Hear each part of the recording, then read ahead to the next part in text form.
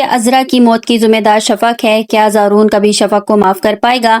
زارون کی زندگی ایک اور کڑوے امتحان سے گزرنے والی ہے۔ شفق کا بھیجا ہوا خط جیسے ہی عذرا کے ہاتھ لگتا ہے، اس کے بعد عذرا کی طبیعت اچانک بگڑنے لگتی ہے۔ زارون اسے فوراً ہاسپٹل لے کے جاتا ہے، لیکن وہاں عذرا کی حالت مزید نازک ہو جاتی ہے۔ آگے بڑھنے سے پہلے ہمیں لائک اور سبسکرائب کر دیں۔ اسی دوران عذرا زارون کو اپنے قریب بلاتی ہے اور کہتی ہے کہ مجھ سے وعدہ کرو کہ تم شفق کو کبھی طلاق نہیں دو گے۔ شفق بہت نیک اور اچھی لڑکی ہے، وہ تمہارے ساتھ رہنے کی حقدار ہے۔ ماں کی حالت دیکھ کر زارون اس وقت تو وعدہ کر لیتا ہے، مگر دل میں طوفان برپا ہے۔ پھر اچانک عذرا کی سانسیں ٹوٹنے لگتی ہیں۔ ڈاکٹر بتاتے ہیں کہ عذرا اس دنیا سے رخصت ہو چکی ہے۔ زارون کے لیے تو جیسے قیامت ہی آ جاتی ہے، لیکن دوسری طرف ماہم کے دل میں خوشی کی لہر دوڑ جاتی ہے۔ اندر ہی اندر وہ سوچتی ہے، آخر کار یہ بڑھیا اپنے انجام کو پہنچ گئی۔ ہمیشہ شفق کی حمایت میں کھڑی رہتی تھی، جاتے جاتے بھی میرے راستے میں رکاوٹ ڈال گئی۔ لیکن زارون کے سامنے ماہم رونے دھونے کا ڈرامہ رچاتی ہے تاکہ سب کو یقین ہو جائے کہ عذرا کی موت کا بہت صدمہ ہے۔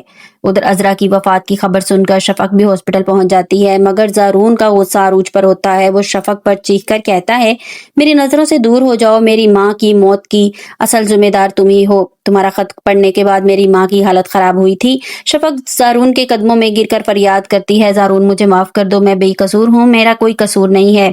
لیکن زارون کا دل پتھر کا ہو چکا ہے، وہ کسی بھی صورت شفق کو معاف کرنے کے لیے تیار نہیں۔ زارون کا غصہ اتنا بڑھ جاتا ہے کہ وہ شفق کو کمرے سے دھکے دے کر باہر نکال دیتا ہے۔ شفق کی آنکھوں میں آنسو، دل میں دکھ اور ذہن میں ہزاروں سوال ہوتے ہیں، آخر اس کے ساتھ یہ سب کچھ کیوں ہو رہا ہے؟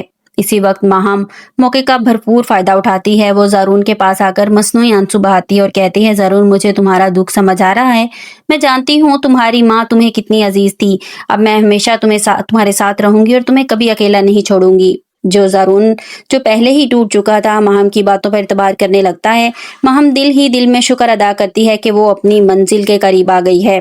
ادھر شفق رات کو گھر کے کونے میں بیٹھی روتی رہتی ہے اور وہ بار بار اللہ سے دعا کرتی کہ یا اللہ میرا دامن صاف ہے اور مجھے بے قصور ثابت کر دے اور میرے شوہر کے دل میں میرے لیے نرم گوشہ پیدا کر دے۔ شفق کی یہ حالت دیکھ کر گھر کے کچھ افراد کے دل میں ہمدردی پیدا ہوتی ہے، لیکن وہ سب ماہم کی ڈر کی وجہ سے کچھ بولنے کی ہمت نہیں کرتے۔ دوسری طرف عذرا کی موت کے بعد گھر کا ماحول سوگوار ہے، لیکن ماہم اپنی چال چلنے میں مصروف ہے۔ وہ چاہتی ہے کسی بھی طرح زارون کے دل سے شفق کے لیے نفرت مزید بڑھ جائے تاکہ شفق ہمیشہ کے لیے اس گھر سے نکل جائے۔ کیا ہوگا آنے والے ایپیسوڈ میں؟ آپ کو ہماری ویڈیو کیسی لگی کمنٹس باکس میں اپنی رائے کا اظہار کیجیے گا اور لائک اور سبسکرائب کیجیے گا۔